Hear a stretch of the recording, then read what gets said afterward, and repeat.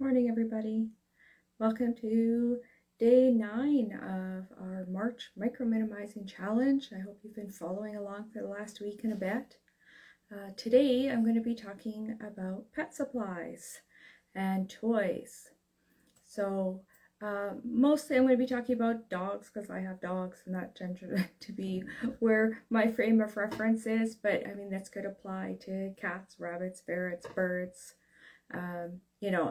and so on. So, whereas I'm referring to dogs, just apply it to how it would best apply to the pet that you have in your home.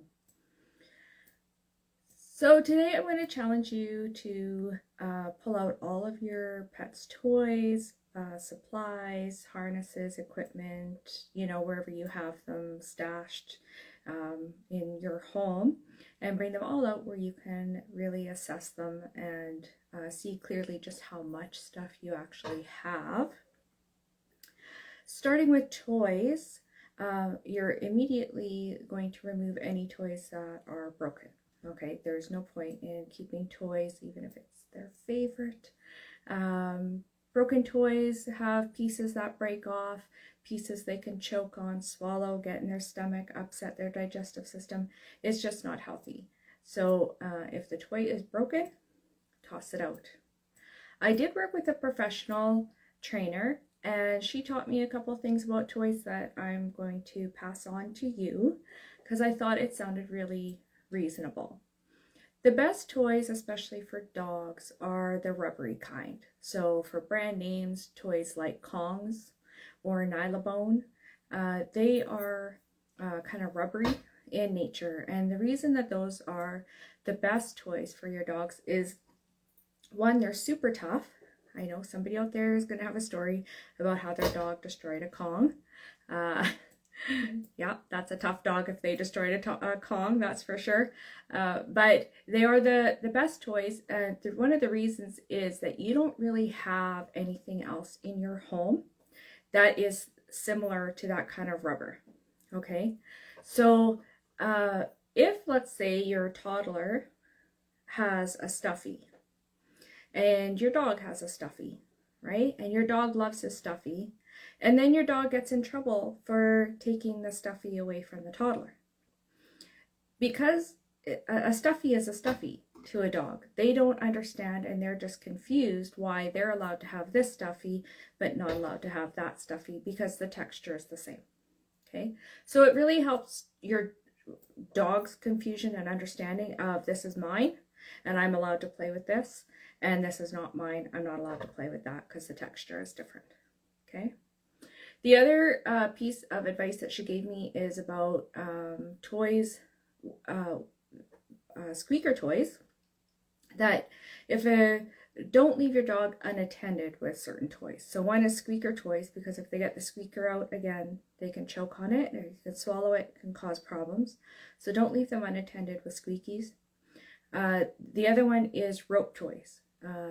Pieces of rope can break off, and again, they can get caught, wrapped around their teeth, they can swallow it, they get caught up in their intestines. Super dangerous, actually. Rope toys should be used only with supervision and then put away. It should be a toy that you as the owner bring out once in a while. Okay? So carefully go through and consider which toys are your pet's favorites and which ones you're going to keep and which ones are not their favorites. Your pet doesn't care that you spent money on the toys. And it's you that cares that you spent money on the toys. So what happens is you buy the toy, your pet doesn't play with the toy, and then you kind of get upset. Not necessarily with your pet, but you've had these feelings of kind of guilt and whatever that are attached to that toy. If your pet's not going to play with it, they're not going to play with it. So it's okay. Let it go. And, and then maybe in the future, just carefully consider, really be careful of those impulse buys. I know you walk past the toy department or toy section in a store, and it's like, oh, that's so cute, and it's got these really, great features to it. Do you really need it? Does your dog need another toy right now? Okay. This might be also something to consider moving forward, is maybe you need to apply the idea of one in and one out. which means if you're going to buy another dog toy, that's fine. But which toy at home then are you going to part ways with? So that way it keeps kind of a number of toys consistent in your home that will work for you. That number can change as you need, but you'd rather that number be going down than up, right? So if you do buy another toy, you know, give your dog a chance to show you whether they like that toy or not. But then once it's established one way or another, then remove another toy. Or if they don't like that toy, unfortunately, you have to remove that toy, right? So practice the one in, one out idea. Dog costumes and costumes for pets. Ask yourself if your pet even likes being dressed up. This is not a natural thing for animals to be dressed up. So ask them, don't ask them.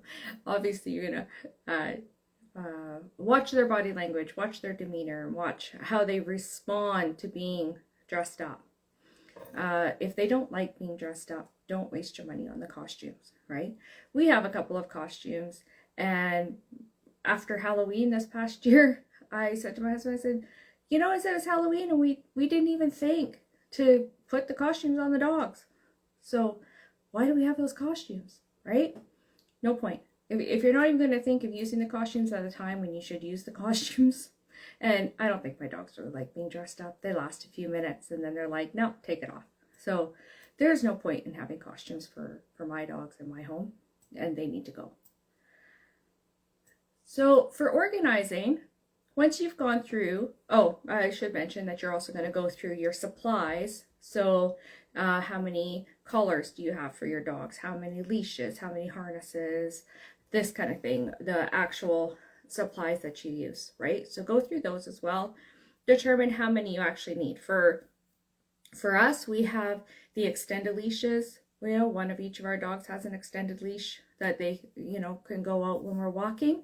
But then we also have one each shorter leash that we use when we're doing things like going to the vet or the groomers or somewhere close where they don't need to be on this extension leash and where the handles are really bulky and whatnot. You know, we have the simpler leashes, the shorter ones that we use for specific excursions. Did you buy dog shampoo at some point with the intention that you're going to bathe your dog? And do you bathe your dog? Do you have nail clippers that you had intentions of cutting your dog's nails, but there's no way they're going to let you? And maybe you have it done at the groomers instead. There's no point in keeping on to these tools that you maybe had good intentions of using or were hoping to use, and you're just not using them. Again, they just sit there, and every time you see them, it's like, oh, I should really, you know, shampoo the dog. I should really, and you don't. So all it's doing is creating guilt. So clear out that stuff. The guilt goes with it when it leaves your house, okay? Go through. So for us, just to give you an idea of how we have our stuff organized, we have a box of toys that sits on the floor by the end table in the living room, and the dogs have access to that whenever they want. In the closet by the front door, we have a box that has their leashes, harnesses, and a supply of poop bags in there. In my laundry room, I have a box that has supplies that we don't use as often, such as training supplies and cones, you know, the medical cones that keep them from being able to chew and lick at themselves if something happens. And then for food, I have a jar full of treats and a container that we keep their kibble in by the kitchen.